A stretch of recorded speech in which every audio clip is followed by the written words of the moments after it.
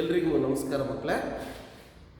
ಇಂದಿನ ತರಗತಿಯಲ್ಲಿ ನಾವು ಈ ಮೌರ್ಯರ ಒಂದು ಸಾಮ್ರಾಜ್ಯದ ಬಗ್ಗೆ, ಮೌರ್ಯರ ಮತ್ತು ಈ ಸಾಮ್ರಾಜ್ಯ ಹೇಗೆ ಬೆಳೆದು ಬಂತು ಮತ್ತು ಇಲ್ಲಿ ಬರ್ತಕ್ಕಂತಹ ಮೌರ್ಯರು ಮತ್ತು ಕುಶಾನರ ಬಗ್ಗೆ ನಾವು ತಿಳ್ಕೋಬೇಕಾಗ್ತದೆ. ಇಲ್ಲಿ ಬರ್ತಕ್ಕಂತಹ ಮೌರ್ಯರು ಮತ್ತು ಕುಶಾನರು, ಮೊದಲು ನಾವು ಮೌರ್ಯ ಸಾಮ್ರಾಜ್ಯದ ಬಗ್ಗೆ ತಿಳ್ಕೋಬೇಕಾಗ್ತದೆ. ಇಲ್ಲಿ ಮೌರ್ಯ ಸಾಮ್ರಾಜ್ಯ ಹೇಗೆ ಉಗಮವಾಯಿತು, ಮೌರ್ಯ ಸಾಮ್ರಾಜ್ಯಕ್ಕೆ ಬೇಕಾದಂತಹ ಆಧಾರಗಳು, ಐತಿಹಾಸಿಕ ಆಧಾರಗಳು ಯಾವುವು, ಮೌರ್ಯ ಸಾಮ್ರಾಜ್ಯದಲ್ಲಿ ಬರ್ತಕ್ಕಂಥ ಪ್ರಮುಖ ಪ್ರಸಿದ್ಧ ದೊರೆಗಳಾರು, ಆ ಮೌರ್ಯ ಸಾಮ್ರಾಜ್ಯದಲ್ಲಿ ಇರ್ತಕ್ಕಂಥ ಅಶೋಕ ಅಂತಕ್ಕಂಥ ಪ್ರಸಿದ್ಧ ಆ ಸಾಮ್ರಾಟನ ಆಡಳಿತ ಕ್ರಮದ ಬಗ್ಗೆ ಮತ್ತು ಅವನ ಕೊಡುಗೆಗಳ ಬಗ್ಗೆ ಮತ್ತು ಮೌರ್ಯರ ಚಂದ್ರಗುಪ್ತ ಮೌರ್ಯನ ಬಗ್ಗೆ ಮತ್ತು ಅಲ್ಲಿ ನಡೆದಂಥ ಕಳಿಂಗ ಯುದ್ಧದ ಬಗ್ಗೆ ಸ್ವಲ್ಪ ವಿಚಾರವನ್ನು ತಿಳ್ಕೋಬೇಕಾಗುತ್ತೆ. ಮಕ್ಕಳೇ, ಯಾವುದೇ ಒಂದು ಐತಿಹಾಸಿಕವಾಗಿ ಯಾವುದೇ ಒಂದು ಸಾಮ್ರಾಜ್ಯಕ್ಕೆ ಸಂಬಂಧಪಟ್ಟಂತೆ ಇತಿಹಾಸದ ಆಧಾರಗಳು ಬಹಳ ಮುಖ್ಯ. ನಾನು ಈಗಾಗಲೇ ಹೇಳಿದ್ದೀನಿ, ಇತಿಹಾಸ ಅಂದರೆ ಆಧಾರಗಳು, ಆಧಾರಗಳಿಲ್ಲದೆ ಯಾವುದೇ ಇತಿಹಾಸ ಇಲ್ಲ. ಸೊ ಭಾರತದಲ್ಲಿ ಮೊಟ್ಟ ಮೊದಲು ಕಂಡಂತಹ ಒಂದು ಸಾಮ್ರಾಜ್ಯ ಅಂತಂದರೆ ಈ ಮೌರ್ಯ ಸಾಮ್ರಾಜ್ಯ. ಸೊ ಈ ಭಾರತದಲ್ಲಿ ಕಂಡಂಥ ಮೊಟ್ಟ ಮೊದಲ ಸಾಮ್ರಾಜ್ಯ ಮೌರ್ಯ ಸಾಮ್ರಾಜ್ಯ. ಈ ಮೌರ್ಯರು ಮಗಧ ರಾಜ್ಯದಿಂದ, ಮಗಧದಿಂದ ತನ್ನ ಈ ಒಂದು ಆಡಳಿತವನ್ನು ಪ್ರಾರಂಭ ಮಾಡಿದರು. ಮಗಧ ರಾಜ್ಯ ಮಗಧದಿಂದ ತನ್ನ ಆಡಳಿತವನ್ನು ಪ್ರಾರಂಭ ಮಾಡ್ತಾರೆ.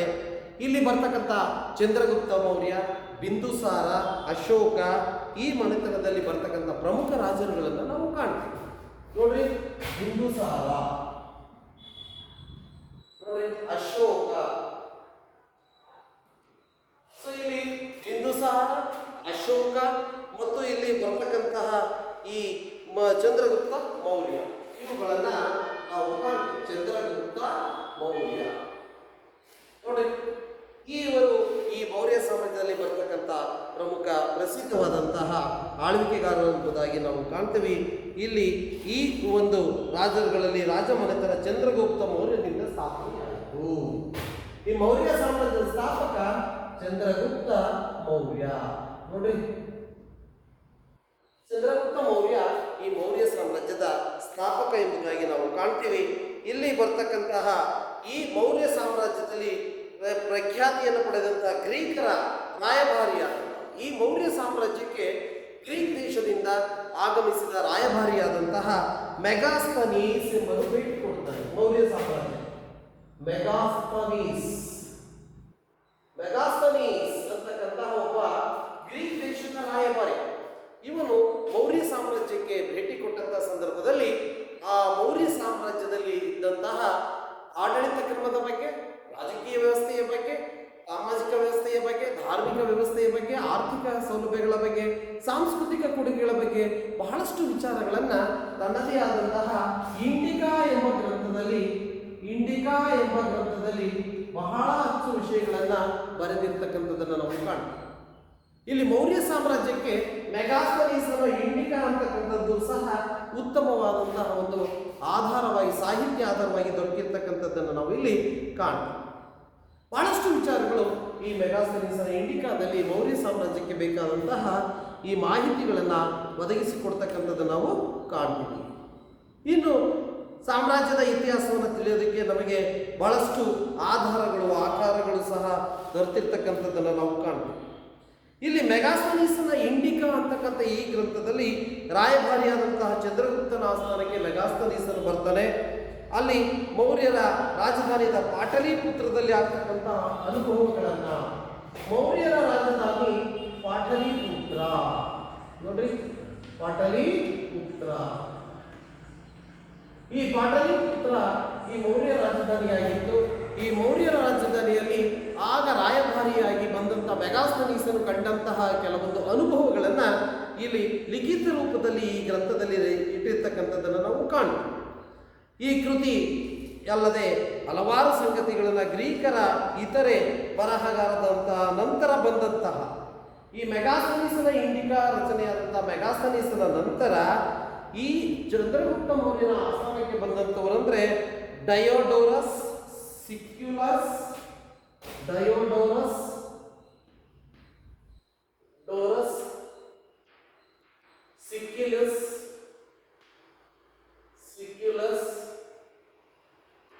ಇಲ್ಲಿ ಡಯೋಡೋರಸ್, ಸಿಕ್ಕಿಲಸ್ ಮತ್ತು ಸ್ಟ್ಯಾಬೋ ಪ್ಲಿನಿ, ಸ್ಟ್ಯಾಬೋ ಮತ್ತು ಪ್ಲಿನಿ ಇವರೆಲ್ಲರೂ ಸಹ ಈ ಒಂದು ಮೌರ್ಯ ಸಾಮ್ರಾಜ್ಯದ ಆಸ್ಥಾನಕ್ಕೆ ಮೆಗಾಸ್ಥನೀಸನ ನಂತರ ಭೇಟಿ ಕೊಟ್ಟಂತವರು ಸಹ ಈ ಮೌರ್ಯ ಸಾಮ್ರಾಜ್ಯದ ಬಗ್ಗೆ ಹಲವಾರು ನಮ್ಮ ಈ ಗ್ರಂಥಗಳಲ್ಲಿ ನಮ್ಮದೇ ಆದಂತಹ ದಾಖಲೆಗಳನ್ನು ನೀಡಿರ್ತಕ್ಕಂಥದ್ದನ್ನು ನಾವು ಕಾಣ್ತೀವಿ. ಇದಲ್ಲದೆ ಮೆಗಾಸ್ಥನೀಸನ ಇಂಡಿಕದ ನಂತರ ನಾವು ಕಾಣ್ತಕ್ಕಂಥದ್ದು ಅರ್ಥಶಾಸ್ತ್ರ, ಅಂದರೆ ಕೌಟಿಲ್ಯನ ಅರ್ಥಶಾಸ್ತ್ರ. ಹೌದಪ್ಪ, ಕೌಟಿಲ್ಯನ ಅರ್ಥಶಾಸ್ತ್ರ ನೋಡಿ.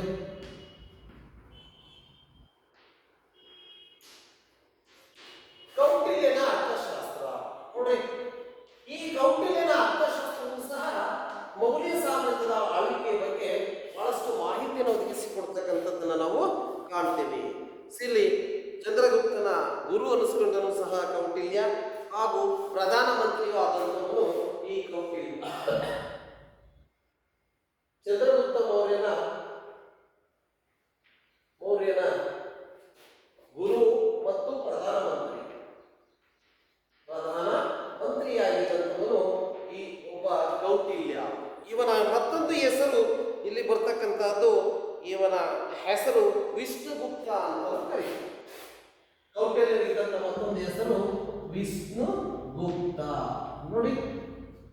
ಈ ವಿಷ್ಣುಗುಪ್ತ ಅಥವಾ ಈ ಕೌಟಿಲ್ಯ ಬರೆದಂತಹ ಚಾಣಕ್ಯ, ಅವನಿಗೆ ಚಾಣಕ್ಯ, ವಿಷ್ಣುಗುಪ್ತ ಎಂಬ ಹೆಸರುಗಳು ಸಹ ಇತ್ತು. ಚಾಣಕ್ಯ ನೋಡಿ, ಚಾಣಕ್ಯ ಎಂಬ ಹೆಸರು ಸಹ ಇತ್ತು, ಕೌಟಿಲ್ಯ ಅಂತ ಹೆಸರು ಇತ್ತು, ನಂತರ ವಿಷ್ಣುಗುಪ್ತ ಅಂತ ಹೆಸರಿನಿಂದಲೂ ಸಹ ಈ ಒಬ್ಬ ಕೌಟಿಲ್ಯನನ್ನು ಕರೀತಾರೆ. ಸೊ ಇಲ್ಲಿ ಇವನು ಬರೆದಂತಹ ಕೌಟಿಲ್ಯನ ಅರ್ಥಶಾಸ್ತ್ರ ಎಂಬ ಗ್ರಂಥದಲ್ಲಿ, ಈ ಕೌಟಿಲ್ಯ ಬರೆದಂತಹ ಅರ್ಥಶಾಸ್ತ್ರ ಎಂಬ ಗ್ರಂಥ, ಈ ಕೌಟಿಲ್ಯನ ಅರ್ಥಶಾಸ್ತ್ರದಲ್ಲಿ ಬಹಳಷ್ಟು ವಿಚಾರಗಳನ್ನ ಇಲ್ಲಿ ಚೆನ್ನಾಗಿ ವಿವರಿಸಿರ್ತಕ್ಕಂಥ ನಾವು ಕಾಣ್ತೀವಿ. ಇದಲ್ಲದೆ ಕೌಟಿಲ್ಯನ ಈ ಗ್ರಂಥ ಸಂಸ್ಕೃತ ಭಾಷೆಯಲ್ಲಿ ರಚನೆಯಾಗಿದೆ. ಕೌಟಿಲ್ಯನ ಅರ್ಥಶಾಸ್ತ್ರವು ಈ ಒಂದು ಸಂಸ್ಕೃತ ಭಾಷೆಯಲ್ಲಿ ರಚನೆಯಾಗಿರ್ತಕ್ಕಂಥದ್ದನ್ನು ನಾವು ಕಾಣ್ತೀವಿ. ಇದಲ್ಲದೆ ಈ ಚಂದ್ರಗುಪ್ತ ಮೌರ್ಯನ ಆಳ್ವಿಕೆ ಕಾಲದಲ್ಲಿ ರಾಜ್ಯದ ಆಡಳಿತ ವ್ಯವಸ್ಥೆ, ನ್ಯಾಯಾಂಗ ವ್ಯವಸ್ಥೆ, ವಿದೇಶಾಂಗ ನೀತಿ, ಧಾರ್ಮಿಕ ವಿಚಾರಗಳು ಮುಂತಾದ ವಿಚಾರಗಳನ್ನು ಬಹಳಷ್ಟು ವಿಚಾರಗಳನ್ನು ತಿಳಿಸಿಕೊಡ್ತಕ್ಕಂಥ ಗ್ರಂಥಗಳನ್ನು ನಾವು ಇಲ್ಲಿ ಕಾಣ್ತೀವಿ. ರಾಜಕೀಯವಾಗಿ, ಆರ್ಥಿಕವಾಗಿ, ಸಾಮಾಜಿಕವಾಗಿ ಮತ್ತು ಧಾರ್ಮಿಕವಾದ ಎಲ್ಲ ವಿಚಾರಗಳನ್ನು ಸಹ ಈ ಕೌಟಿಲ್ಯನ ಅರ್ಥಶಾಸ್ತ್ರದಲ್ಲಿ ಬಹಳ ಚೆನ್ನಾಗಿ ವಿವರಿಸಿರ್ತಕ್ಕಂಥದ್ದನ್ನು ನಾವು ಕಾಣ್ತೀವಿ. ಹೀಗೆ ಈ ಒಂದು ಕೌಟಿಲ್ಯನ ಅರ್ಥಶಾಸ್ತ್ರ ನಂತರ ಮುದ್ರಾ ರಾಕ್ಷಸ, ಹೌದಪ್ಪ, ಮುದ್ರಾ ರಾಕ್ಷಸ ನೋಡಿ, ಮುದ್ರಾ ರಾಕ್ಷಸ. ಮುದ್ರಾ ರಾಕ್ಷಸ ಅಂತಕ್ಕಂಥವನು ಈ ಒಂದು ಗ್ರಂಥವನ್ನು ಬರೀತಾನೆ. ಅದೇ ವಿಶಾಖದತ್ತನ ಮುದ್ರಾ ರಾಕ್ಷಸ. ಬರೆದಂಥವರು ಯಾರು? ವಿಶಾಖದತ್ತ. ವಿಶಾಖದತ್ತ ಬರೆದಂತಹ ಮುದ್ರಾ ರಾಕ್ಷಸ ಎಂಬಂತ ಈ ನಾಟಕದಲ್ಲಿ ಬಹಳಷ್ಟು ಕೌಟಿಲ್ಯ ಚಂದ್ರಗುಪ್ತ ಮೌರ್ಯನನ್ನು ಅಧಿಕಾರಕ್ಕೆ ತಂದ ಕಥೆಯನ್ನು ನಿರೂಪಿಸಲಾಗಿದೆ. ಕೌಟಿಲ್ಯನು ಚಂದ್ರಗುಪ್ತ ಮೌರ್ಯನನ್ನ ಹೇಗೆ ಅಧಿಕಾರಕ್ಕೆ ತಂದ ಅಂತಕ್ಕಂಥ ಒಂದು ಕಥೆಯನ್ನ ಈ ಒಂದು ವಿಶಾಖದತ್ತನ ಮುದ್ರಾ ರಾಕ್ಷಸ ಎಂಬ ನಾಟಕದಲ್ಲಿ ವಿವರಿಸಿರ್ತಕ್ಕಂಥದ್ದನ್ನು ನಾವು ಕಾಣ್ತೀವಿ. ಇನ್ನು ಅಲ್ಲದೆ ದೀಪವಂಶ, ಮಹಾವಂಶ ಅಂತಕ್ಕಂಥ ಶ್ರೀಲಂಕಾದ ಬೌದ್ಧ ಸಾಹಿತ್ಯ ಕೃತಿಗಳು, ದೀಪವಂಶ ಮತ್ತು ಮಹಾವಂಶ, ದೀಪವಂಶ ಮತ್ತು ಮಹಾವಂಶ. ಈ ದೀಪವಂಶ ಮತ್ತು ಮಹಾವಂಶ ಅಂತಕ್ಕಂಥವು ಬೌದ್ಧ ಕೃತಿಗಳು, ಸಾಹಿತ್ಯದ ಕೃತಿಗಳು. ಈ ಬೌದ್ಧ ಸಾಹಿತ್ಯದ ಕೃತಿಗಳು ಸಹ ಮೌರ್ಯ ಸಾಮ್ರಾಜ್ಯಕ್ಕೆ ಸಂಬಂಧಪಟ್ಟಂತ ಕೆಲವು ಮಾಹಿತಿಯನ್ನ ಒದಗಿಸಿಕೊಡ್ತಕ್ಕಂಥದ್ದನ್ನು ನಾವು ಕಾಣ್ತೀವಿ. ಇದು ಬೌದ್ಧ ಧರ್ಮದವನ್ನ ಶ್ರೀಲಂಕಾಗೆ ವಿಸ್ತರಿಸಿದ ಬಗೆಯನ್ನು ಸಹ ಇವು ತಿಳಿಸುತ್ತವೆ. ಇಲ್ಲಿ ಶ್ರೀಲಂಕಾದವರೆಗೂ ಸಹ ಈ ಕೃತಿಗಳು ಅಶೋಕ ಚಕ್ರವರ್ತಿ ಅಶೋಕ ಹೇಗೆ ತನ್ನ ಬೌದ್ಧ ಧರ್ಮವನ್ನು ಶ್ರೀಲಂಕಾದವರೆಗೆ ವಿಸ್ತರಿಸಿದ ಅಂತಕ್ಕಂಥ ಮಾಹಿತಿಯನ್ನ ಈ ಒಂದು ದೀಪವಂಶ ಮತ್ತು ಮಹಾವಂಶ ಎಂಬಂಥ ಬೌದ್ಧ ಧರ್ಮದ ಕೃತಿಗಳು ತಿಳಿಸಿಕೊಡ್ತಕ್ಕಂಥದ್ದನ್ನು ನಾವು ಇಲ್ಲಿ ಕಾಣ್ತೀವಿ. ಇದಲ್ಲದೆ ಈ ಮೌರ್ಯ ಸಾಮ್ರಾಜ್ಯಕ್ಕೆ ಸಂಬಂಧಪಟ್ಟಂತಹ ಶಾಸನಗಳನ್ನು ನೋಡ್ತಾ ಹೋದರೆ ಅಶೋಕನ ಶಾಸನಗಳು ಸಹ ಬಹಳಷ್ಟು ಮುಖ್ಯವಾದ ಆಧಾರಗಳನ್ನು ದಾಖಲೆಗಳನ್ನು ಇಲ್ಲಿ ಒದಗಿಸಿಕೊಡ್ತವೆ. ಶಾಸನಗಳಿಂದ ಈ ಅಶೋಕ ಸಾಮ್ರಾಜ್ಯದ ವಿಸ್ತಾರ, ಧರ್ಮ ಸಂದೇಶ, ವಿಚಾರ, ಕಳಿಂಗ ಯುದ್ಧಗಳ ಬದಲಾದುಗಳ ಬಗ್ಗೆ, ಇವರು ನಡೆಸಿದಂತಹ ಕಳಿಂಗ ಯುದ್ಧಗಳ ಬಗ್ಗೆಯೂ ಸಹ ಮಾಹಿತಿಯನ್ನು ನಮಗೆ ಈ ಅಶೋಕನ ಶಾಸನಗಳು ದೊರಕಿಸಿಕೊಡ್ತವೆ. ನೋಡಿ, ಶಾಸನಗಳು ಸಹ ಈ ಮೌರ್ಯ ಸಾಮ್ರಾಜ್ಯದ ಬಗ್ಗೆ ಬಹಳಷ್ಟು ಮಾಹಿತಿಯನ್ನು ಒದಗಿಸಿಕೊಡ್ತವೆ. ಕಳಿಂಗ ಯುದ್ಧದ ಬಗ್ಗೆಯೂ ಸಹ ಈ ಒಂದು ಶಾಸನಗಳು ಮಾಹಿತಿಯನ್ನು ಒದಗಿಸಿಕೊಡುತ್ತವೆ. ನೋಡಿ, ಮೌರ್ಯ ಸಾಮ್ರಾಜ್ಯ ಭಾರತದಲ್ಲಿ ಮೊಟ್ಟ ಮೊದಲು ಕಂಡಂತಹ ಒಂದು ಸಾಮ್ರಾಜ್ಯ. ಚಂದ್ರಗುಪ್ತ ಮೌರ್ಯ ಇದರ ಸಂಸ್ಥಾಪಕ. ಇಲ್ಲಿ ಬರ್ತಕ್ಕಂತಹ ಕೆಲವೊಂದು ಆಧಾರಗಳು ಮೌರ್ಯ ಸಾಮ್ರಾಜ್ಯದ ಬಗ್ಗೆ ಮಾಹಿತಿಯನ್ನು ಒದಗಿಸಿಕೊಡ್ತೇವೆ ಅಂತಕ್ಕಂಥದ್ದನ್ನು ನಾವು ನೋಡಿದ್ದೀವಿ. ಅದರಲ್ಲಿ ಬರ್ತಕ್ಕಂತಹ ಮೊಟ್ಟ ಮೊದಲನೇದಾಗಿ ನಾವು ಕಾಣ್ತಕ್ಕಂತಹ ಮೌರ್ಯ ಸಾಮ್ರಾಜ್ಯ ಹೇಗೆ ಚಂದ್ರಗುಪ್ತ ಮೌರ್ಯ, ಬಿಂದುಸಾರ, ಅಶೋಕ ಹೇಗೆ ತಮ್ಮ ಸಾಮ್ರಾಜ್ಯವನ್ನು ಆಳ್ವಿಕೆ ನಡೆಸ್ತಿದ್ರು ಅನ್ನೋದ್ರ ಬಗ್ಗೆ ನಾವು ತಿಳ್ಕೊಳ್ತಾ ಇದ್ದೀವಿ. ಸೊ ಹೀಗೆ ಅಶೋಕನ ಶಾಸನಗಳು ಇವುಗಳನ್ನು ನಾವು ಕಾಣ್ತೀವಿ. ನೆಕ್ಸ್ಟು ಇಲ್ಲಿ ಬರ್ತಕ್ಕಂಥ ಚಂದ್ರಗುಪ್ತ ಮೌರ್ಯನ ಆಳ್ವಿಕೆಯನ್ನು ನಾವು ಕಾಣ್ತೀವಿ. ಚಂದ್ರಗುಪ್ತ ಮೌರ್ಯನ ಆಳ್ವಿಕೆ, ಚಂದ್ರಗುಪ್ತ ಮೌರ್ಯನ ಆಳ್ವಿಕೆ, ಚಂದ್ರಗುಪ್ತ ಮೌರ್ಯ. ನೋಡಿ, ಚಂದ್ರಗುಪ್ತ ಮೌರ್ಯನ ಆಳ್ವಿಕೆಯನ್ನು ನಾವು ನೋಡಬೇಕಾದ್ರೆ ಕ್ರಿಸ್ತ ಪೂರ್ವ 321ರಿಂದ ಸಾಶಾಪು 321ರಿಂದ 295. ಸೊ ಇಲ್ಲಿ ಆಳ್ವಿಕೆ ಕಾಲವನ್ನು ನಾವು ಕಾಣ್ತೀವಿ. ಇಲ್ಲಿ ಮೌರ್ಯ ಸಾಮ್ರಾಜ್ಯವನ್ನು ಚಂದ್ರಗುಪ್ತ ಮೌರ್ಯ ಸ್ಥಾಪನೆ ಮಾಡಲ್ಪಡ್ತಾನೆ. ಚಂದ್ರಗುಪ್ತನು ತನ್ನ ಗುರುವಾದ ಕೌಟಿಲ್ಯನ ಮಾರ್ಗದರ್ಶನದಲ್ಲಿ ನಂದ ವಂಶದ ಕೊನೆಯ ದೊರೆಯನ್ನ ಅಲ್ಲಿ ಏನ್ ಮಾಡ್ತಾನಂದ್ರೆ ಪದಚ್ಯುತಿಗೊಳಿಸ್ತಾನೆ. ಇಲ್ಲಿ ನಂದ ವಂಶದ ಕೊನೆಯ ದೊರೆ, ಇಲ್ಲಿ ನಂದ ವಂಶದ ಕೊನೆಯ ದೊರೆಯಾಗಿ ಬರ್ತಕ್ಕಂತಹ ಪದಯುಗನನ್ನ ಕೊನೆಯ ದೊರೆಯನ್ನು ಪದಚ್ಯುತಗೊಳಿಸಿ 25ನೇ ವಯಸ್ಸಿನಲ್ಲಿ ಅಧಿಕಾರಕ್ಕೆ ಬಂದಂಥವನು ಈ ಒಬ್ಬ ಚಂದ್ರಗುಪ್ತ ಮೌರ್ಯ. 25ನೇ ವಯಸ್ಸಿನಲ್ಲಿ ನೋಡ್ರಿ, ಎಷ್ಟು ಬಹಳ ಬೇಗ ಅಧಿಕಾರಕ್ಕೆ ಬಂದಂಥವನು ಮೌರ್ಯ ವಂಶದ ಚಂದ್ರಗುಪ್ತ ಮೌರ್ಯ. ಇದರ ಜೊತೆಗೆ ಈ ಹೊತ್ತಿಗೆ ವಾಯುವ್ಯ ಭಾರತದಲ್ಲಿ ಪಂಜಾಬ್ ಪ್ರಾಂತ್ಯದವರೆಗೆ ಎಲ್ಲ ಪ್ರದೇಶವನ್ನು ಅಲೆಕ್ಸಾಂಡರ್ ಉತ್ತರಾಧಿಕಾರಿ ಸೆಲ್ಯೂಕಸ್, ನಿಕ್ಯಾಟರ್ ಆಳುತ್ತಿದ್ದರು. ಇಲ್ಲಿ ಬರ್ತಕ್ಕಂತಹ ವಾಯುವ್ಯ ಭಾಗಕ್ಕೆ ಬಂದರೆ ಭಾರತದಲ್ಲಿ ಪಂಜಾಬ್ನಿಂದ ಹಿಡಿದು ಅಲ್ಲಿ ಬರ್ತಕ್ಕಂತಹ ಈ ಪ್ರದೇಶವನ್ನು ಅಲೆಕ್ಸಾಂಡರ್ ಉತ್ತರಾಧಿಕಾರಿಯಾದ ಸೆಲ್ಯೂಕಸ್ ಮತ್ತು ನಿಕ್ಯಾಟರ್ ಆಳ್ವಿಕೆಯನ್ನು ನಡೆಸುತ್ತಿದ್ದಾರೆ. ಸೆಲ್ಯೂಕಸ್ ಮತ್ತು ನಿಕ್ಯಾಟರ್ ಇವರಿಬ್ಬರು ಸಹ ಅಲೆಕ್ಸಾಂಡರ್ನ ನಂತರ ಬಂದಂತಹ ಉತ್ತರಾಧಿಕಾರಿ. ಸೊ ಅಲೆಕ್ಸಾಂಡರ್ ನಂತರ ಬಂದ ಉತ್ತರಾಧಿಕಾರಿಯಾದ ಸೆಲ್ಯೂಕಸ್, ನಿಕ್ಯಾಟರ್ ಇವರು ಆಳ್ವಿಕೆ ನಡೆಸುತ್ತಿದ್ದಾರೆ. ಇನ್ನು ಕ್ರಿಸ್ತ ಪೂರ್ವ ಇಲ್ಲಿ 305ರಲ್ಲಿ ಅವರೊಂದಿಗೆ ಚಂದ್ರಗುಪ್ತ ಮೌರ್ಯ ಯುದ್ಧವನ್ನು ಸಾಧ್ತಾನೆ. ಅಂತಿಮವಾಗಿ ಯುದ್ಧ ಒಪ್ಪಂದದೊಂದಿಗೆ ಕೊನೆಗೊಳ್ಳುತ್ತದೆ. ಅದರಂತೆ ಸೆಲ್ಯೂಕಸ್ನನು ಇಂದಿನಿಂದ ಅಫ್ಘಾನಿಸ್ತಾನ, ಬಲೂಚಿಸ್ತಾನ ಪ್ರದೇಶಗಳನ್ನು ಸೇರಿ 4 ಪ್ರಾಂತ್ಯಗಳನ್ನು ಚಂದ್ರಗುಪ್ತ ಮೌರ್ಯನಿಗೆ ವಹಿಸಿಕೊಡ್ತಾನೆ. ಅಲ್ಲದೆ ತನ್ನ ಮಗಳನ್ನು ಚಂದ್ರಗುಪ್ತನಿಗೆ ವಿವಾಹ ಮಾಡಿ ಕೊಡ್ತಾನೆ. ಇಲ್ಲಿ ನೋಡಿ, ಸೆಲ್ಯೂಕಸ್ ಇಲ್ಲಿ ಯುದ್ಧವನ್ನು ಮಾಡಿ ಇಲ್ಲಿ ಅಫ್ಘಾನಿಸ್ತಾನ ಮತ್ತು ಬಲೂಚಿಸ್ತಾನಗಳನ್ನು ವಶಪಡಿಸಿಕೊಳ್ಳುತ್ತಾನೆ. ಇದರ ಜೊತೆಗೆ ಚಂದ್ರಗುಪ್ತನ ಯುದ್ಧ ಮಾಡುವ ಸಂದರ್ಭದಲ್ಲಿ ತನ್ನ ಮಗಳನ್ನು ಕೊಟ್ಟು ಇವನಿಗೆ ವೈವಾಹಿಕ ಸಂಬಂಧವನ್ನು ಬೆಳೆಸಿಕೊಡ್ತಾನೆ ಸೆಲ್ಯೂಕಸ್. ಸೊ ಹೀಗೆ ಬಲೂಚಿಸ್ತಾನ ಸೇರಿದಂತೆ 4 ಪ್ರಾಂತ್ಯಗಳನ್ನು ಚಂದ್ರಗುಪ್ತನಿಗೆ ವಹಿಸಿಕೊಡ್ತಾನೆ. ಸೆಲ್ಯೂಕಸ್ ಕೊನೆಗೆ ಬಲೂಚಿಸ್ತಾನ, ಅಫ್ಘಾನಿಸ್ತಾನದ ಜೊತೆಗೆ ತನ್ನ ಮಗಳನ್ನು ಸಹ ವಿವಾಹವಾದಕ್ಕೆ ಮಾಡಿಕೊಟ್ಟು ಇಲ್ಲಿ ವೈವಾಹಿಕ ಸಂಬಂಧಗಳನ್ನು ಸಹ ಬೆಳೆಸ್ಕೊಡ್ತಾನೆ ಅಂತಕ್ಕಂಥ ನಾವು ಕಾಣ್ತೀವಿ. ಇದಲ್ಲದೆ ಈ ಚಂದ್ರಗುಪ್ತ ಮೌರ್ಯನಿಗೆ ವಿವಾಹ ಮಾಡಿಕೊಟ್ಟಿದ್ದರಿಂದ ಇವನ ಮಗಧ ಸಾಮ್ರಾಜ್ಯ ಅಂತಕ್ಕಂಥದ್ದು ಈ ವಾಯುವ್ಯ ಭಾಗದಲ್ಲಿ ವಿಸ್ತಾರವಾದ ಈ ಪ್ರದೇಶದಲ್ಲಿ ತನ್ನ ಆಧಿಪತ್ಯವನ್ನು ಸ್ಥಾಪನೆ ಮಾಡೋದಕ್ಕೆ ಸಾಧ್ಯತೆ ಆಯಿತು. ನೋಡಿ, ಚಂದ್ರಗುಪ್ತ ಮೌರ್ಯ ಅಲೆಕ್ಸಾಂಡರ್ ಉತ್ತರಾಧಿಕಾರಿ, ನಂದ ಸಾಮ್ರಾಜ್ಯದ ಕೊನೆಯ ದೊರೆಯನ್ನು ಸೋಲಿಸಿ ಅಧಿಕಾರಕ್ಕೆ ಬರ್ತಾನೆ.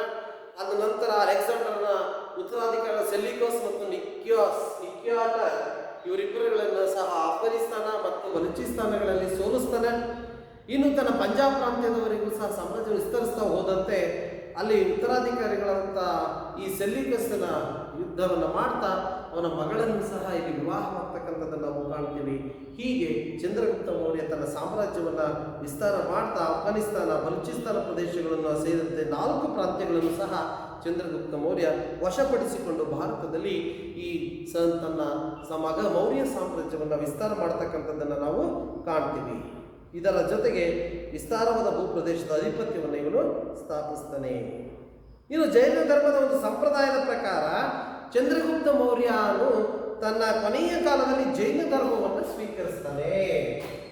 ಒಂದು ಮಾಹಿತಿ ಇದೆ ಅಥವಾ ದಾಖಲೆಗಳಿದ್ದಾವೆ, ಇವನು ಜೈನ ಧರ್ಮವನ್ನು ಸ್ವೀಕರಿಸ್ತಾನೆ ಚಂದ್ರಗುಪ್ತ ಮೌರ್ಯ. ನೋಡ್ರಿ, ತನ್ನ ಕೊನೆಯ ಕಾಲದಲ್ಲಿ ಇದಲ್ಲದೆ ಇವನ ಸಾಮ್ರಾಜ್ಯವನ್ನು ತನ್ನ ಮಗನಾದ ಬಿಂದುಸಾರನಿಗೆ ವಹಿಸಿಕೊಡ್ತಾನೆ. ಬಿಂದುಸಾರನಿಗೆ ಚಂದ್ರಗುಪ್ತ ಮೌರ್ಯನ ಮಗ ಬಿಂದುಸಾರನಿಗೆ ತನ್ನ ಸಾಮ್ರಾಜ್ಯದ ಆಡಳಿತವನ್ನೆಲ್ಲ ವಹಿಸಿಕೊಟ್ಟು ತಾನು ಜೈನ ಧರ್ಮವನ್ನು ಸ್ವೀಕರಿಸಿಕೊಂಡು ಇರ್ತಕ್ಕಂಥದ್ದನ್ನು ನಾವು ಕಾಣ್ತೀವಿ. ಜೈನ ಧರ್ಮದ ಗುರು ಭದ್ರಬಾಹು ಮತ್ತು ಕೆಲವು ಯತಿಗಳೊಡನೆ ಇವನು ಕರ್ನಾಟಕದ ಹಾಸನ ಜಿಲ್ಲೆಗೆ ಶ್ರವಣಬೆಳಗೊಳಕ್ಕೆ ಬರ್ತಾರೆ. ಭದ್ರಬಾಹು ಈ ಜೈನ ಧರ್ಮದ ಗುರು ಮತ್ತು ಕೆಲವು ಯತಿಗಳು ಅಂದರೆ ಈ ಜೈನ ಧರ್ಮದ ಗುರುಗಳೊಂದಿಗೆ ಇಲ್ಲಿ ಶ್ರವಣಬೆಳಗೊಳಕ್ಕೆ, ಹಾಸನದ ಶ್ರವಣಬೆಳಗೊಳಕ್ಕೆ ಬರ್ತಕ್ಕಂಥದ್ದನ್ನು ನಾವು ಇಲ್ಲಿ ಕಾಣ್ತೀವಿ. ಹಾಸನ ಜಿಲ್ಲೆಯ ಶ್ರವಣಬೆಳಗೊಳಕ್ಕೆ ಬರ್ತಾರೆ. ಈ ಸಂಪ್ರದಾಯ ಅಂತಿಮವಾಗಿ ಸಲ್ಲೇಖನ ರಥವನ್ನು ಕೈಗೊಳ್ತಾನಂತೆ ಚಂದ್ರಗುಪ್ತ ಮೌರ್ಯ. ಏನು ಸಲ್ಲೇಖನ ರಥ ಅಂದರೆ ಉಪವಾಸವನ್ನು, ಕೊನೆ ಉಸಿರಿನವರೆಗೂ ಉಪವಾಸ ಇದ್ದುಕೊಂಡು ಬರ್ತಕ್ಕಂಥದ್ದು. ಉಪವಾಸ ಮಾಡ್ತಾ ಕೊನೆ ಉಸಿರಿನವರೆಗೂ ಸಹ ಉಪವಾಸವನ್ನು ಮಾಡಿಕೊಂಡು ರಥವನ್ನು ಮಾಡ್ತಕ್ಕಂಥದ್ದನ್ನೇ ಸಲ್ಲೇಖನ ರಥ ಅಂತ ಕರಿತೀವಿ. ಸೊ ಈ ಕೊನೆಗೆ ಅವನು ಸಲ್ಲೇಖನ ರಥವನ್ನು ಕೈಗೊಂಡು ಅಲ್ಲಿಯೇ ಮರಣ ಹೊಂದುತ್ತಾನೆ ಅಂತಕ್ಕಂಥದ್ದನ್ನು ನಾವು ಕಾಣ್ತೀವಿ. ನೋಡ್ರಿ, ಜೈನ ಧರ್ಮದಲ್ಲಿರ್ತಕ್ಕಂಥ ಸಲ್ಲೇಖನ ರಥ ಬಹಳ ಕಠಿಣವಾದ ರಥ. ಉಪವಾಸವನ್ನು ಮಾಡ್ತಾ ಕೊನೆಗೆ ಅವರು ತನ್ನ ಮರಣವನ್ನು ಹೊಂದತಕ್ಕಂಥದ್ದನ್ನು ನಾವು ಇಲ್ಲಿ ಕಾಣ್ತೀವಿ. ಸೊ ಇದು ಈ ಚಂದ್ರಗುಪ್ತ ಮೌರ್ಯನ ಒಂದು ಇದರ ಬಗ್ಗೆ ನಾವು ತಿಳ್ಕೊಳ್ತಕ್ಕಂತಹ ಪ್ರಮುಖ ವಿಷಯಗಳು. ಅರ್ಥ ಆಗಿದೆಯಾ ಮಕ್ಕಳ? ಚಂದ್ರಗುಪ್ತ ಮೌರ್ಯನ ಬಗ್ಗೆ. ಸೊ ಇಲ್ಲಿ ಬರ್ತಕ್ಕಂತಹ ಬಿಂದುಸಾರ ಆಳ್ವಿಕೆಯನ್ನು ವಹಿಸ್ಕೊಳ್ತಾರೆ. ನಂತರ ಕೊನೆಗಾಲದಲ್ಲಿ ಜೈನ ಧರ್ಮವನ್ನು ಸ್ವೀಕರಿಸ್ತಾರೆ ಚಂದ್ರಗುಪ್ತ ಮೌರ್ಯ. ಸಲ್ಲೇಖನ ರಥವನ್ನು ಮಾಡ್ತಾನೆ. ಭದ್ರಬಾಹು ಮತ್ತು ಇತರೆ ಯತಿಗಳೊಂದಿಗೆ ಹಾಸನ ಜಿಲ್ಲೆಯ ಶ್ರವಣಬೆಳಗೊಳಕ್ಕೆ ಬಂದು ಅವನು ಮರಣವನ್ನು ಹೊಂತಾನೆ ಅಂತಕ್ಕಂಥದ್ದನ್ನು, ಸಲ್ಲೇಖನ ರಥದೊಂದಿಗೆ ಮರಣ ಹೊಂದುತ್ತಾನೆ ಅಂತಕ್ಕಂಥದ್ದನ್ನು ನಾವು ತಿಳ್ಕೋಬಹುದಾಗಿರ್ತದೆ. ಇದು ನಾವು ಕಾಣ್ತಕ್ಕಂಥ ಚಂದ್ರಗುಪ್ತ ಮೌರ್ಯನ ಆಳ್ವಿಕೆಯ ಕಾಲ. ಚಂದ್ರಗುಪ್ತ ಮೌರ್ಯ ಹೇಗೆ ಆಡಳಿತವನ್ನು ಮಾಡೋದಕ್ಕೆ ಮುಂದಾದ ಅಂತಕ್ಕಂಥದ್ದನ್ನು ನಾವು ಕಾಣ್ತೀವಿ. ಇದು ಚಂದ್ರಗುಪ್ತ ಮೌರ್ಯನ ನಂತರ ನಾವು ಕಾಣ್ತಕ್ಕಂಥದ್ದು ಅಶೋಕ ಚಕ್ರವರ್ತಿ ಅಥವಾ ಅಶೋಕ. ನೋಡ್ರಿ, ಇಲ್ಲಿ ಬರ್ತಕ್ಕಂತಹ ಅಶೋಕ ಸಾಮ್ರಾಟ್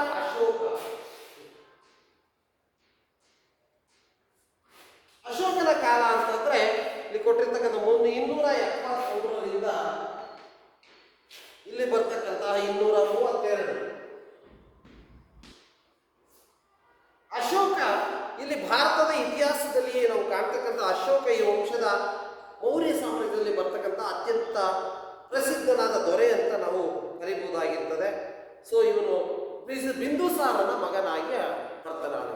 ಬಿಂದುಸಾರನ ಮಗ ಇವನು ಚಂದ್ರಗುಪ್ತ ಮೌರ್ಯನ ಮಗ ಬಿಂದುಸಾರನ ಮಗ ಈ ಅಶೋಕ. ಇವನ ತಂದೆ ಆಳ್ವಿಕೆ ಕಾಲದಲ್ಲಿ ಇವನು ಉಜ್ಜಯಿನಿ, ತಕ್ಷಶಿಲೆ ಪ್ರಾಂತ್ಯಗಳ ರಾಜ್ಯಪಾಲನಾಗಿ ಕಾರ್ಯನಿರ್ವಹಿಸ್ತಾ ಇರ್ತಾನೆ. ಉಜ್ಜಯಿನಿ ಮತ್ತು ತಕ್ಷಶಿಲಾ ಈ ಪ್ರಾಂತ್ಯಗಳಲ್ಲಿ ಈ ಅಶೋಕ ತನ್ನ ಬಿಂದುಸಾರನ ಆಳ್ವಿಕೆ ಕಾಲದಲ್ಲಿ ಈ ಪ್ರಾಂತ್ಯಗಳ ಒಂದು ಆಡಳಿತವನ್ನು ನಡೆಸಿಕೊಂಡು ಬರ್ತಕ್ಕಂತಹ ಇದನ್ನು ನಾವು ಕಾಣ್ತೀವಿ. ತಕ್ಷಶಿಲೆಯಲ್ಲಿ ಉಂಟಾದ ದಂಗೆಯನ್ನು ಯಶಸ್ವಿಯಾಗಿ ನಿಗ್ರಹಿಸುವ ತಂದೆ ಬಿಂದುಸಾರನ ಮರಣ ನಂತರ ಸಿಂಹಾಸನಕ್ಕೆ ತನ್ನ 99 ಮಂದಿ ಸಹೋದರರನ್ನು ಕೊಂದು ಅಧಿಕಾರಕ್ಕೆ ಬಂದನೆಂದು ಬೌದ್ಧ ಸಾಹಿತ್ಯಗಳು ಹೇಳುತ್ತವೆ. ಬಹುಶಃ ಸಹೋದರರೊಡನೆ 4 ವರ್ಷಗಳ ಕಾಲ ಅಂತಹ ಕಲಹ ಏರ್ಪಟ್ಟಿರಬಹುದು. ಸಾಮಾನ್ಯ ಶಕ ಪೂರ್ವ 269ರಲ್ಲಿ ಸಿಂಹಾಸನಕ್ಕೆ ಬಂದನೆಂದು ಊಹಿಸಲಾಗಿದೆ. ತನ್ನ ಆಳ್ವಿಕೆ 8ನೇ ವರ್ಷದಲ್ಲಿ ಅಶೋಕನು ಕಳಿಂಗ ರಾಜ್ಯದ ಮೇಲೆ ಯುದ್ಧವನ್ನು ಸಾರ್ತಾನೆ. ತನ್ನ ಆಳ್ವಿಕೆ ಬಂದ 8ನೇ ವರ್ಷದಲ್ಲಿ 8ನೇ ವರ್ಷದಲ್ಲಿ ಈ ಒಬ್ಬ ಸಾಮ್ರಾಟ ಅಶೋಕ ತನ್ನ ಕಳಿಂಗ ಯುದ್ಧವನ್ನು ಮಾಡ್ತಾನೆ ಅಂತಕ್ಕಂಥದ್ದನ್ನು ನಾವು ಕಾಣ್ತೀವಿ. ಕಳಿಂಗ ರಾಜ್ಯದ ಮೇಲೆ ಯುದ್ಧ ಸಾರ್ತನೆ ನಂತರ ರಾಜನಾದ ಅಶೋಕ ನಡೆಸಿದ ಏಕೈಕ ಯುದ್ಧ ಈ ಕಳಿಂಗ ಯುದ್ಧ. ನೋಡಿ, ಕಳಿಂಗ ಯುದ್ಧ. ಇಲ್ಲಿ ತಿಳ್ಕೋಬೇಕಾದ ವಿಷಯ, ಬಿಂದುಸಾರನ ಮಗನಾಗಿ ಆಳ್ವಿಕೆ ಬರ್ತಕ್ಕಂಥವನು ಅಶೋಕ. ಭಾರತದ ಇತಿಹಾಸದಲ್ಲಿ ಅಶೋಕ ಚಕ್ರವರ್ತಿ ಅಂತಕ್ಕಂಥ ಬಿರುದು ಪಡೆದಂಥವನು ಈ ಒಬ್ಬ ಇತಿಹಾಸದಲ್ಲಿ ಕಂಡು ಬರ್ತಕ್ಕಂಥ ಪ್ರಮುಖವಾದಂಥ ಆಳ್ವಿಕೆಗಾರ. ಈ ಮೌರ್ಯ ಸಾಮ್ರಾಜ್ಯದಲ್ಲಿ ಬರ್ತಕ್ಕಂಥ ಈ ಅಶೋಕ ತನ್ನ ತಂದೆಯ ಜೊತೆಗೆ ಇಲ್ಲಿ ಉಜ್ಜಯಿನಿ ಮತ್ತು ತಕ್ಷಶಿಲಾ ಪ್ರಾಂತ್ಯಗಳಲ್ಲಿ ನಾನು ಪ್ರಾಂತ್ಯ ಆಡಳಿತವನ್ನು ನೋಡ್ಕೊಳ್ಳೋದಕ್ಕೆ ಮುಂದಾಗಿದ್ದ. ಸೊ ಅಲ್ಲಿ ನಡೀತಕ್ಕಂಥ ದಂಗೆಗಳನ್ನು ಹತ್ತಿಕ್ತಾ ಬಂದಂಥ ಇವನು ತನ್ನ ಬಿಂದುಸಾರನ ನಂತರ ತನ್ನ ತಂದೆಯ ಮರಣ ನಂತರ ಇವನು ತನ್ನ ಆಳ್ವಿಕೆಗೆ ಬರ್ತಾನೆ. ಇದಲ್ಲದೆ ಇವನು 8ನೇ ವರ್ಷದಲ್ಲಿ ತಾನು ಆಳ್ವಿಕೆಗೆ ಬಂದ 8ನೇ ವರ್ಷದಲ್ಲಿ ಕಳಿಂಗ ಯುದ್ಧವನ್ನು ಇಲ್ಲಿ ಎದುರಿಸಬೇಕಾಗ್ತದೆ ಅನ್ನೋದನ್ನು ನಾವು ಇಲ್ಲಿ ಕಾಣ್ತೀವಿ.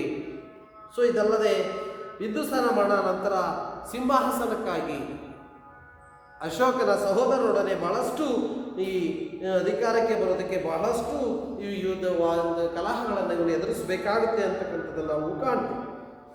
ಸೊ ಈ ಸಂದರ್ಭದಲ್ಲಿ ಇವನು 269 ಕ್ರಿಸ್ತಪೂರ್ವ 269ರಲ್ಲಿ ಅಧಿಕಾರಕ್ಕೆ ಬಂದಂಥ ಸಂದರ್ಭದಲ್ಲಿ ಇವನು ತನ್ನ ಆಳ್ವಿಕೆಗೆ ಬಂದಂತಹ 8ನೇ ವರ್ಷದಲ್ಲಿ ಕಳಿಂಗ ಯುದ್ಧವನ್ನು ಕಳಿಂಗದ ಮೇಲೆ ಯುದ್ಧವನ್ನು ಸಾರ್ತನೆ ಅಂತಕ್ಕಂಥದ್ದನ್ನು ನಾವು ಇಲ್ಲಿ ಕಂಡು ಬರ್ತದೆ. ಅಶೋಕನ ಒಂದು ಆಳ್ವಿಕೆಯಲ್ಲಿ ಕಳಿಂಗ ಯುದ್ಧ ಅಂತಕ್ಕಂಥದ್ದು ಒಂದು ಪ್ರಮುಖವಾದಂತಹ ಬಹಳ ಪ್ರಾಮುಖ್ಯತೆಯನ್ನು ಪಡೆದಂತಹ ಯುದ್ಧ ಆಗಿದೆ ಅನ್ನೋದನ್ನು ನಾವು ಕಾಣ್ತೀವಿ. ಸೊ ಕಳಿಂಗ ಯುದ್ಧದ ಬಗ್ಗೆ ನಾವು ತಿಳ್ಕೋಬೇಕಾದ್ರೆ ಕಳಿಂಗ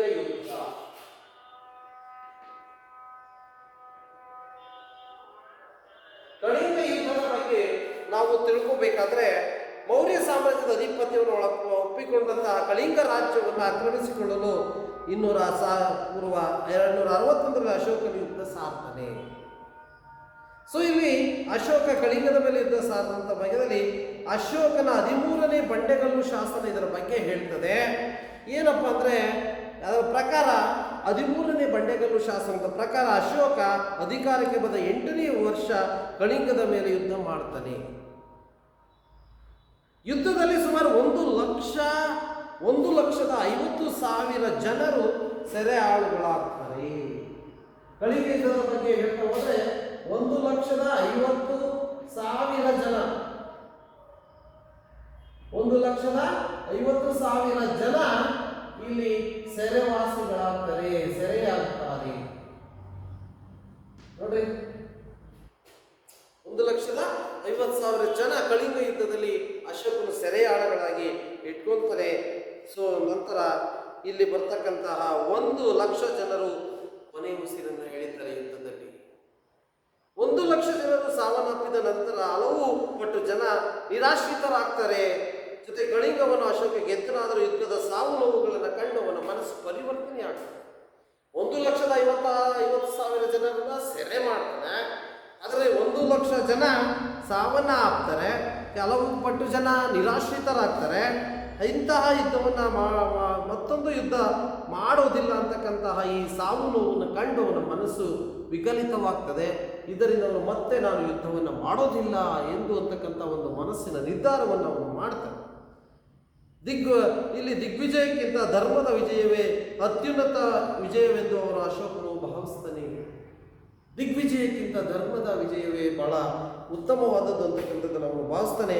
ಯುದ್ಧವು ಸೃಷ್ಟಿಯಾದ ದುಃಖದಿಂದ ಪಶ್ಚಾತ್ತಾಪದ ಕಡೆ ತೆರಳುತ್ತಾನೆ. ಯುದ್ಧದಲ್ಲಿ ಕಂಡಂತಹ ಸಾವು ನೋವುಗಳನ್ನು ಕಂಡು ಅವನು ಬಹಳ ಪಶ್ಚಾತ್ತಾಪ ಪಡ್ತಾನೆ, ದುಃಖ ಪಡ್ತಾನೆ. ಇದರಿಂದ ಅವನು ಪಶ್ಚಾತ್ತಾಪದ ಕಡೆ ಸಾಕ್ತಾನೆ. ಜೈನ ಧರ್ಮದ ಕಡೆಗೆ ಪ್ರೇರಿತನಾಗಿ ತನ್ನ ಉಳಿದ ಜೀವನವನ್ನು ಶಾಂತಿ ಪ್ರತಿಪಾದನೆಗೆ ಮೀಸಲಿಡ್ತಾನೆ. ಇದು ಕಳಿಂಗ ಯುದ್ಧ. ಅಶೋಕನು ಕಳಿಂಗ ಯುದ್ಧದಲ್ಲಿ ಅವನ ಮನಸ್ಸು ಪರಿವರ್ತನೆ ಆಗ್ತದೆ. ಅಲ್ಲಿ 1,50,000 ಜನ ಸೆರೆವಾಸಿಗಳಾಗ್ತಾರೆ. 1,00,000 ಜನ ಜೀವನ ಕಳ್ಕೊಳ್ತಾರೆ. ಇನ್ನೂ ಬಹಳಷ್ಟು ಜನ ನಿರಾಶ್ರಿತರಾಗ್ತಾರೆ. ಇವೆಲ್ಲವನ್ನು ಕಂಡಂತಹ ಈ ಅಶೋಕ ಚಕ್ರವರ್ತಿ ನನ್ನ ಮನಸ್ಸನ್ನು ಬದಲಾಯಿಸಿಕೊಳ್ತೇನೆ, ಮುಂದೆಂದು ನಾನು ಯುದ್ಧವನ್ನು ಮಾಡುವುದಿಲ್ಲ. ಧರ್ಮದ ಯುದ್ಧ ಬಹಳಷ್ಟು ಮುಖ್ಯ, ದಿಗ್ವಿಜಯಕ್ಕಿಂತ ಅಂತಕ್ಕಂಥದ್ದು ತಿಳ್ಕೊಂಡು ಮನಸ್ಸನ್ನು ಪರಿವರ್ತಿಸಿಕೊಂಡು ಕೊನೆಯದಾಗಿ ಜೈನ ಧರ್ಮದತ್ತ ಅವನು ಹೊರಟು ಪ್ರೀತಿ ಅಂದರೆ ಶಾಂತಿಯಿಂದ ನೆಮ್ಮದಿಯಿಂದ ಅವನು ತನ್ನ ಉಳಿದ ಜೀವನವನ್ನು ಶಾಂತಿ ಪ್ರತಿಪಾದನೆಗೆ ಮುಡಿಪಾಗಿರ್ತಾನೆ ಅಂತಕ್ಕಂಥದ್ದನ್ನು ಈ ಕಳಿಂಗದ ಯುದ್ಧ ನಮಗೆ ತಿಳಿಸಿಕೊಡ್ತಕ್ಕಂಥದ್ದನ್ನು ನಾವು ಕಾಣ್ತೀವಿ. ಸೊ ಹೀಗೆ ಬೌದ್ಧ ಧರ್ಮ ಮತ್ತು ಅಶೋಕ, ಮುಂದೆ ಅವನು ಈ ಅಶೋಕ ಬೌದ್ಧ ಧರ್ಮವನ್ನು ಸಹ ಸ್ವೀಕರಿಸಿಕೊಂಡು ಬರ್ತಕ್ಕಂಥ ಒಂದು ಕಾಲಗಳನ್ನು ನಾವು ಇಲ್ಲಿ ತಿಳಿದುಕೊಳ್ತೀವಿ. ಮುಂದೆ ನಮ್ಮ ಈ ಅಶೋಕ ಚಕ್ರವರ್ತಿ ಹೇಗೆ ಜೈನ ಧರ್ಮದಿಂದ ಮತ್ತೆ ಬೌದ್ಧ ಧರ್ಮಕ್ಕೆ ತನ್ನ ಇದನ್ನು ಮುಂದುವರಿಸಿಕೊಂಡು ಬಂದ ಅನ್ನೋದನ್ನು ನಾವು ತಿಳ್ಕೋಬಹುದಾಗಿರ್ತದೆ. ಹೀಗೆ ಮೌರ್ಯ ಸಾಮ್ರಾಜ್ಯ, ಬಿಂದುಸಾರ, ಚಂದ್ರಗುಪ್ತ ಮೌರ್ಯ, ಬಿಂದುಸಾರ, ಅಶೋಕ, ಹೀಗೆ ಈ ಒಂದು ಸಾಮ್ರಾಜ್ಯದ ಆಡಳಿತ ಮತ್ತು ಮೌರ್ಯ ಸಾಮ್ರಾಜ್ಯದ ಒಂದು ದಿಗ್ವಿಜಯವನ್ನು ನಾವು ತಿಳ್ಕೊಂಡು ಈಗ ಗೃಹಪಾಠದ ಕಡೆಗೆ ನಾವು ಬರಬೇಕಾಗ್ತದೆ. ಗೃಹಪಾಠ ನೋಡಿ,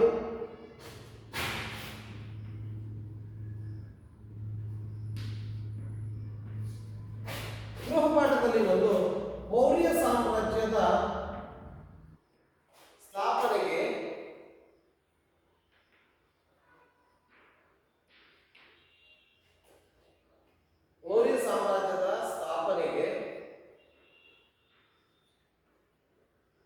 ಕಾರಣರಾದವರು ಯಾರು?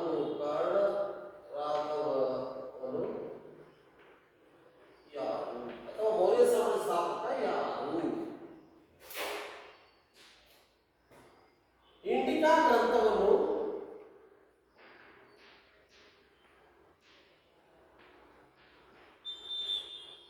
ಗ್ರಂಥವನ್ನು ಬರೆದವರು ಯಾರು?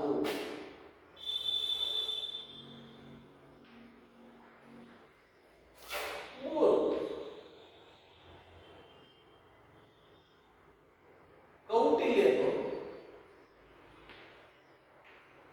ಬರೆದ ಗ್ರಂಥ ಯಾವುದು? ನೋಡಿ, ಆ ಸುಲಭವಾದ ಪ್ರಶ್ನೆ. 4. ವಿಶಾಖದತ್ತನು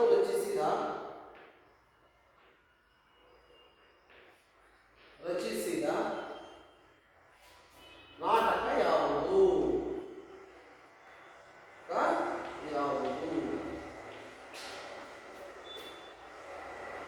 ಚಂದ್ರಗುಪ್ತ ಮೌರ್ಯನ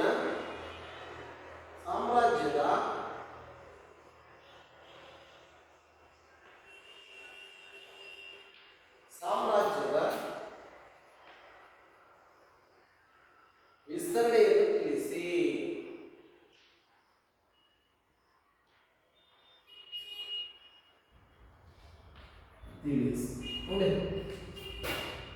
ಅಶೋಕನ ಕಳಿಂಗ ಯುದ್ಧವನ್ನು ವಿವರಿಸಿ.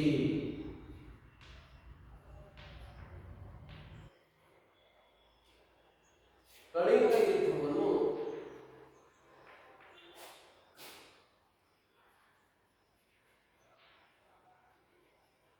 ವಿವರಿಸಿ. ನೋಡಿ, ಬಹಳ ಸುಲಭವಾದ ಪ್ರಶ್ನೆಗಳು ಮಕ್ಕಳೇ.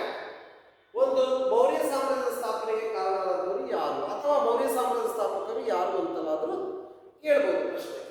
2, ಇಂಡಿಕಾ ಗ್ರಂಥವನ್ನು ಬರೆದವರು ಯಾರು? ಕೌಟಿಲ್ಯನು ಬರೆದ ಗ್ರಂಥ ಯಾವುದು? ವಿಶಾಖದತ್ತನು ರಚಿಸಿದ ನಾಟಕ ಯಾವುದು? ಇನ್ನು ಚಂದ್ರಗುಪ್ತ ಮೌರ್ಯನ ಸಾಮ್ರಾಜ್ಯದ ವಿಸ್ತರಣೆಯನ್ನ ತಿಳಿಸಿ.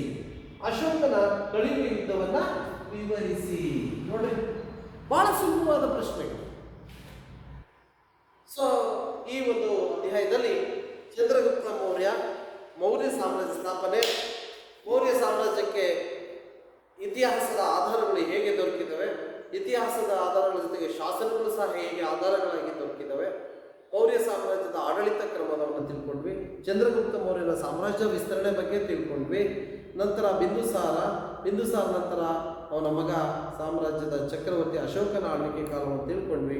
ಅಲ್ಲಿ ಅಶೋಕನ ಶಾಸನಗಳ ಬಗ್ಗೆ ತಿಳ್ಕೊಂಡ್ವಿ ಮತ್ತು ಅಶೋಕನು ಹೇಗೆ ಕಳಿಂಗ ಯುದ್ಧವನ್ನು ಮಾಡ್ದ, ಕಳಿಂಗ ಯುದ್ಧದಿಂದ ಹೇಗೆ ಮನಸ್ಸು ಪರಿವರ್ತನೆ ಆಯಿತು, ಹೇಗೆ ಮುಂದೆ ಅವನು ಜೈನ ಧರ್ಮವನ್ನು ಸ್ವೀಕರಿಸಿದ, ಮುಂದೆ ಅವನು ಮುಂದುವರಿಯುತ್ತಾ ಬೌದ್ಧ ಧರ್ಮವನ್ನು ಸಹ ಸ್ವೀಕರಿಸೋದಕ್ಕೆ ಮುಂದಾಗ್ತಕ್ಕಂಥ ಕಾಲವನ್ನು ನಾವು ತಿಳ್ಕೊಳ್ತೀವಿ. ಸೊ ಹೀಗೆ ಮೌರ್ಯ ಸಾಮ್ರಾಜ್ಯ ಭಾರತದ ಇತಿಹಾಸದಲ್ಲಿ ಬಹಳ ಪ್ರಸಿದ್ಧವಾದಂತಹ ಸಾಮ್ರಾಜ್ಯ ಮಕ್ಕಳೇ. ಭಾಳಷ್ಟು ವಿಚಾರಗಳನ್ನು ನಾವು ತಿಳ್ಕೋಬೋದು. ಈ ಒಂದು ಇಂದಿನ ತರಗತಿಯಲ್ಲಿ ನಾವು ಈಗಾಗಲೇ ಈ ವಿಚಾರಗಳನ್ನು ಏನು ತಿಳ್ಕೊಂಡ್ವಿ, ಭಾಳಷ್ಟು ಮುಖ್ಯವಾದ ವಿಚಾರಗಳು ಅನ್ನೋದನ್ನು ನಾವು ತಿಳ್ಕೋಬಹುದಾಗಿದೆ. ಹೀಗೆ ಈ ಪಾಠದ ಬಗ್ಗೆ, ಹಿಂದಿನ ಅಧ್ಯಯನದ ಬಗ್ಗೆ, ಹಿಂದಿನ ಒಂದು ಅಧ್ಯಾಯದ ಬಗ್ಗೆ ಏನಾದರೂ ಡೌಟ್ಸ್ ಇದ್ದರೆ ತಿಳ್ಕೊಬೋದು, ಕೇಳ್ಬೋದು, ಪ್ರಶ್ನೆಗಳಿತ್ತು. ನನಗನ್ಸುತ್ತೆ ಭಾಳ ವಿಚಾರಗಳು ಇದರಿಂದ ನಿಮಗೆ ತಿಳಿದಿದೆ ಅಂತಕ್ಕಂಥದ್ದನ್ನು ನಾವು ತಿಳ್ಕೋಬೇಕಾಗಿದೆ. ಅರ್ಥ ಆಗಿದೆ ಅಲ್ವ ಮಕ್ಕಳೇ? ಚೆನ್ನಾಗಿ ಅರ್ಥ ಆಗಿದೆ. ಓಕೆ, ಹಾಗಾದರೆ ನಾವು ಈ ಒಂದು ಇಂದಿನ ತರಗತಿಯನ್ನು ನಾವು ನಿಮಗೆ ಮುಕ್ತಾಯಗೊಳಿಸ್ತೀವಿ. ಮುಂದಿನ ತರಗತಿಯಲ್ಲಿ ಈ ಮೌರ್ಯ ಸಾಮ್ರಾಜ್ಯದ ಬಗ್ಗೆ, ಅದರಲ್ಲೂ ಅಶೋಕನ ಸಾಮ್ರಾಜ್ಯ ವಿಸ್ತರಣೆ ಹೇಗಾಯಿತು, ಅವನು ಹೇಗೆ ಬೌದ್ಧ ಧರ್ಮವನ್ನು ಇನ್ನು ಸ್ವೀಕರಿಸ್ತಾನೆ, ಯಾವುದು ಕಾರಣ ಆಗುತ್ತೆ ಬೌದ್ಧ ಧರ್ಮಕ್ಕೆ ಅಂತಕ್ಕಂಥದ್ದನ್ನು, ಹೇಗೆ ಅವನು ಬೌದ್ಧ ಧರ್ಮವನ್ನು ಮತ್ತೆ ಪ್ರಪಂಚದಾದ್ಯಂತ ವಿಸ್ತರಿಸ್ತಾನೆ ಅನ್ನೋದನ್ನು ನಾವು ತಿಳ್ಕೊಳ್ತಾ ಇಲ್ಲಿಗೆ ಈ ಇಂದಿನ ತರಗತಿಯನ್ನು ಮುಕ್ತಾಯಗೊಳಿಸ್ತೀನಿ. ಎಲ್ರಿಗೂ ನಮಸ್ಕಾರ.